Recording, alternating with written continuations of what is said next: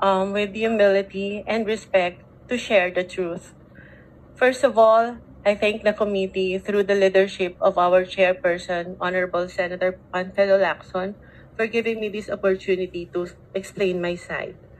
Today, I wish to clear not only my name, but also the name of WJ Construction and those personalities who have been unfairly dragged in this controversy.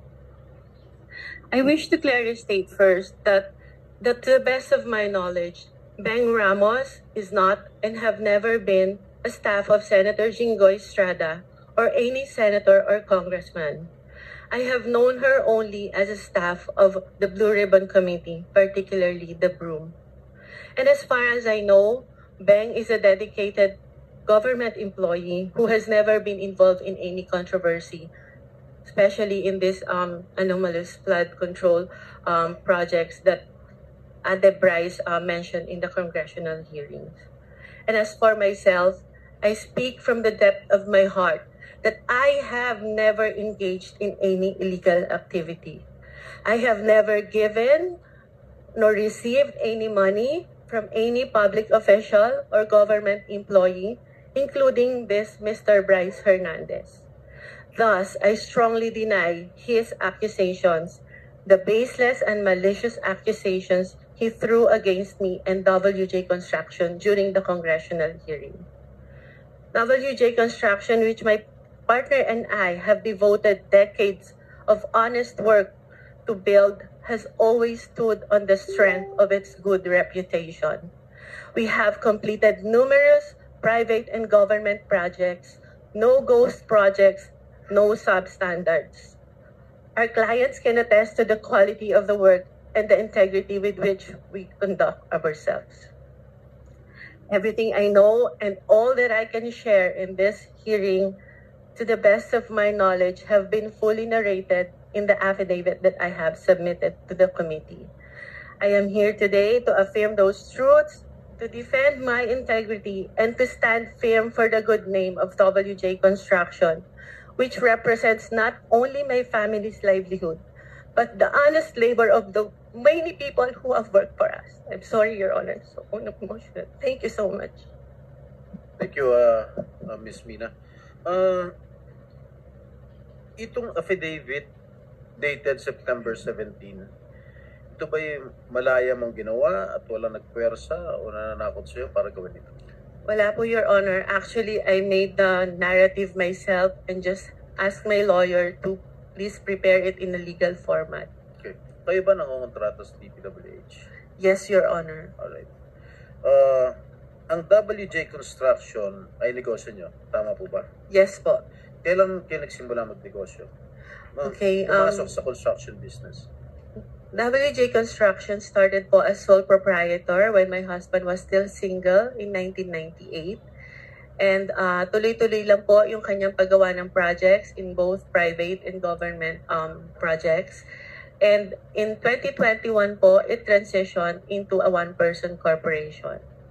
So, ano yung mga kontratang nakukuha nyo sa DPWH? Meron bang mga flood control projects? Meron po kami huling last ginawa na flood control in 2023 po.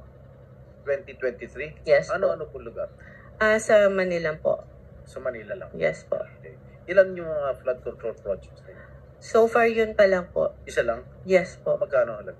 24 million po, Your Honor. Okay. Sabi po ni Senate President Pro Temp Senator Ping Lacson in one of his interviews, mentioned that you were in the Senate premises on August 19. Tama po ba? I was there, Your Honor. You were here? Yes po, Your Honor. Ano po ginagawa niyo dito? I was invited to do an ocular of the supposed project po na dapat gagawin ko po sa office ng isa pong senator. Sino po? Pwede ba malaman? Your Honor, if I may, it was already stated in the affidavit po that I have submitted, and with due respect, sana po not to name na lang po the good senator because he's not really involved naman po in any of this. I know that senator, I vouch for his credibility and integrity also. So, yung ba ang unang pagkakataon mo na pumunta kay dito Senado? Nagpupunta na po ako dito in the past, Your Honor. In the past? Opo. Anong ginagawa niyo in the past dito? Matagal na po yun, nung senator pa po yung ninong ko, si Joker Arroyo. Kasi po, bumibisita po ako sa kanya and yung mga kaibigan ko po sa Broome. So sino-sino mga pinupunta? Senator Jinggoy, in fairness to all the senators, not only those present here, I would suggest that Ms. Jose or Mrs. Jose should identify kung kaninong office siya nagpunta. Okay, Senator Erwin Tulfo po. Ano po naging sadya niyo sa office niya? Meron po kasing problem yung terrace ni Senator Erwin na binabaha po siya, lalo po pag umuulan. So, ako po yung na-refer na contractor nung staff niya na kung pwede po tingnan namin gawa ng solusyon and mag-suggest po kami sa kanya. Yes, Mr. With Chair. the permission of Senator Estrada, With the permission of his name Senator. has been mentioned. I think we owe it to him. No? Mr. Chair, the only time that I learned of the Double J construction was through a staff of mine na recommended me this group to fix my veranda on the 5th floor, Mr. Chair. But when upon learning her name was mentioned by Engineer Bryce, we immediately requested to cancel all contracts with WJ, where I specifically ordered to terminate our office refurbishment project with WJ. And also, that was on September 9, Mr. Chair. And then on September 11, I issued another memo asking for an incident report to all concerned employees, specifically the friend of the Double J Construction, Mina Jose. And on September 18, I passed an internal policy for gate pass and visitors pass requests na wala po muna kami natanggapin ng mga bisita because of that. Mr. Chair, this representation is willing to submit all the documents. The memo stated dated September 9, memo September 11, memo September 18, and of course the drawing submitted by Ms. Mina Jose for the refurbishment of my veranda on the 5th floor. Also, some contracts we're willing to submit for in this committee, Mr. Chair. Thank you. Mrs. Jose, meron pong sinabit sa aming opisina yung Director General, CCTV footage. So gusto ko lang malaman din para sa kaalaman ng lahat. Bukod sa opisina ni Senator Erwin Tulfo, saan po pa kayo nagpunta? Meron pa po akong pinuntahang office. At sabi ko nga po, may mga kaibigan po ako sa Broome na tinext ko na papunta ako ng Senate and I want to see them. Can we flash on the screen yung footage, yung CCTV? Linawin mo yung Broome. Ano yung Broome?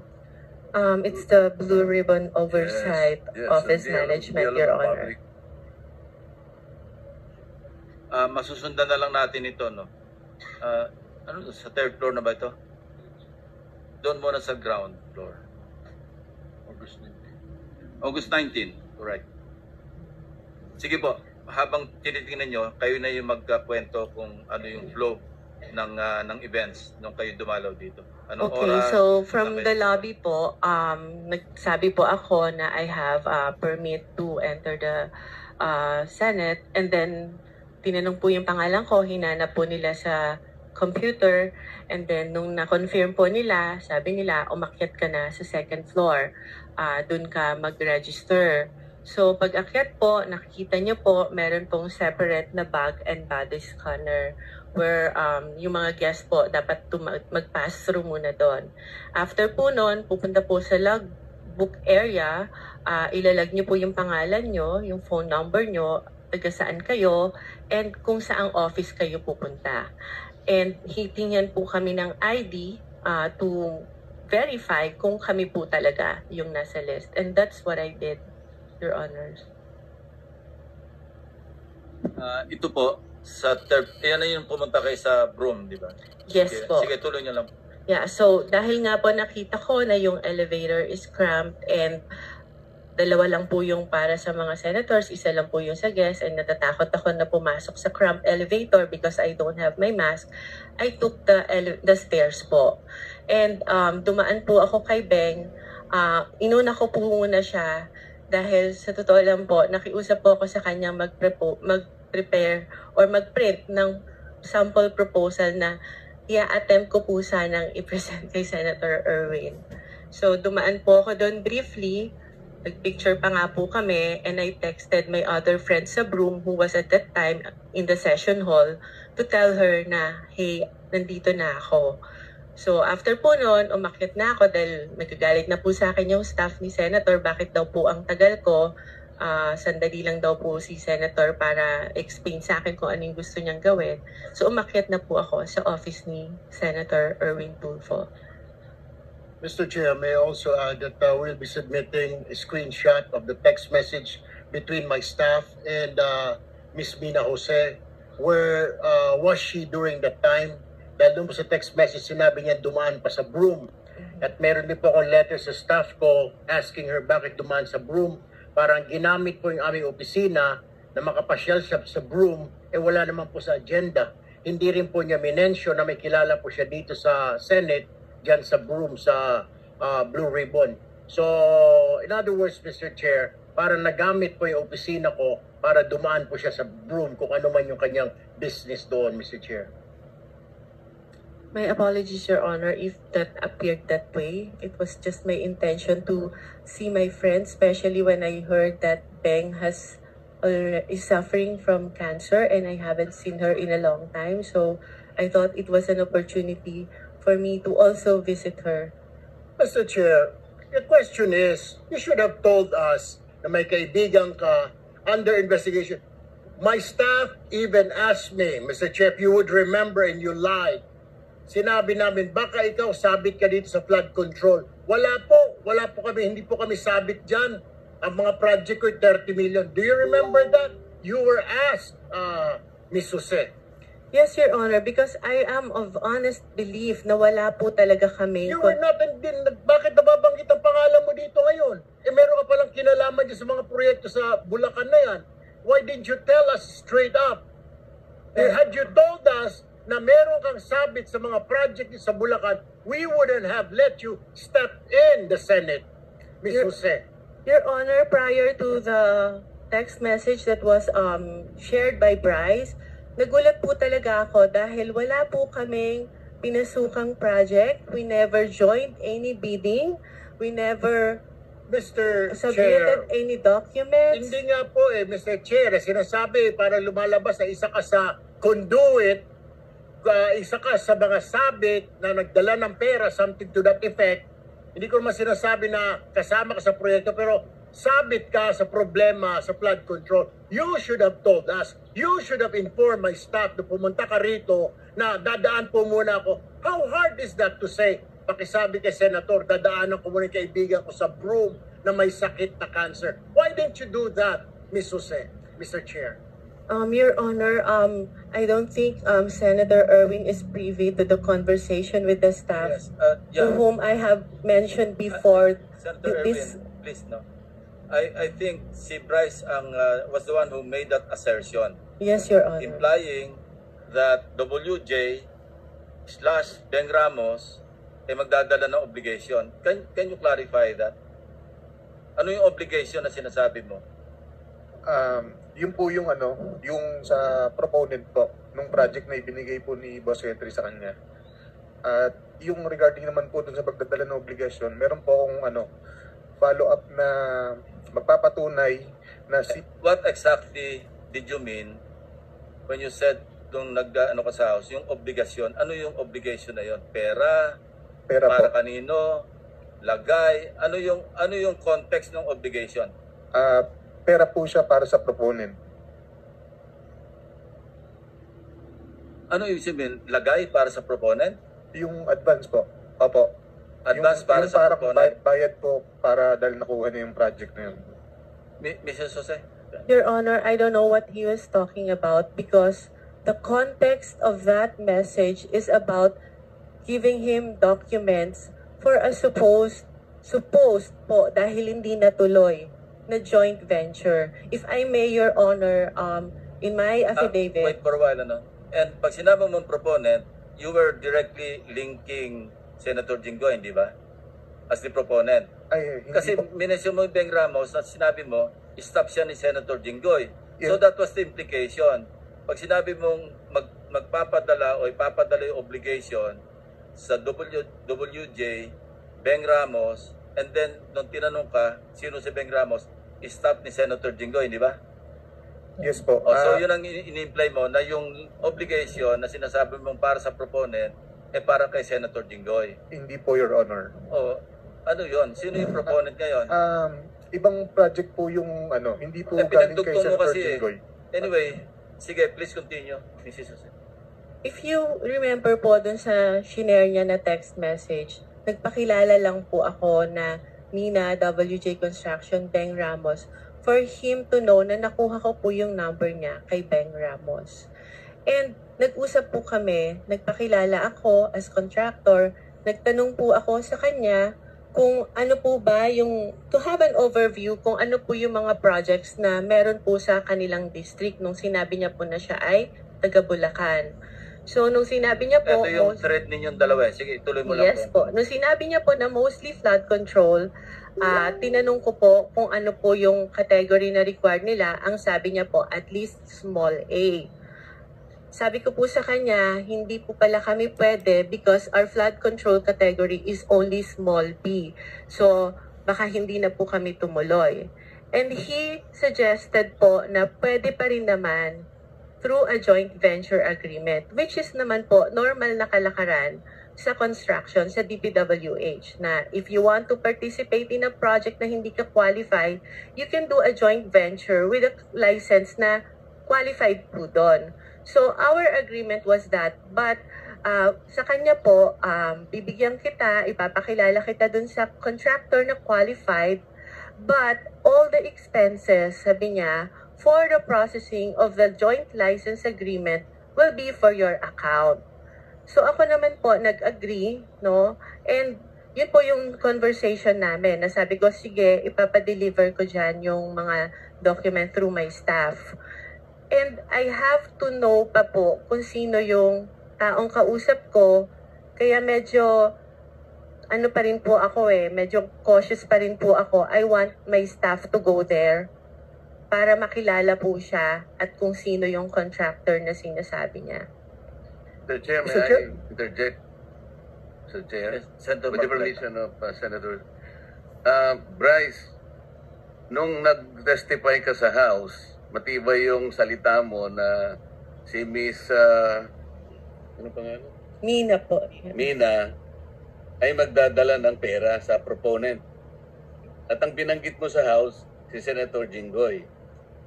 Di ba? Sa House. Your Honor, nakalink lang po na ang pakilala kay kay Ma'am Mina and Ma'am Beng is staff po ni Sen Jinggoy, pero hindi po specifically na sinabi ko na yung proponent is para po kay Senator Jinggoy. Ayun, malinaw ngayon.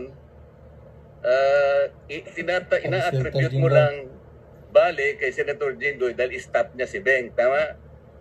Hindi po. Ibang projects po yung sinasabi ko na nakatag po kay Senator Jinggoy. Hindi po yung specifically noong 2022. O iba na naman ang sinasabi mo. Ito munang isa-isa lang. Nag-iiba ka na naman ng na salita. Excuse Sa me, House, with the Senator Marcoleta, with the indulgence of the other members, we are suspending the one follow-up question because of the sensitivity of this issue. We want to resolve this and get to the bottom of this. So, with your indulgence, baka pwedeng suspend natin yung one follow-up question. Mag-freewheeling muna tayo. Sandali. Thank you. Thank you, Mr. Chair. So, pero malinaw, merong magdadala, sinabi mo. Ang magdadala si Miss Mina, tama? It's either Miss Mina or Beng Ramos po. Pero merong dadalhin, di ba? Yes po. Malinaw na malinaw yon. Walang problema doon. Wala pong problema. Ngayon, sinabi mo na hindi naman pala si Senator Jinggoy. Specifically, hindi po si Senator Okay, Jinggoy. kanino kaya yon? Proponent lang po ang sinabi sa akin ni Boss. Sino nga? Sino yung proponent? Wala, naka-blind po ako doon kung sino pong proponent po.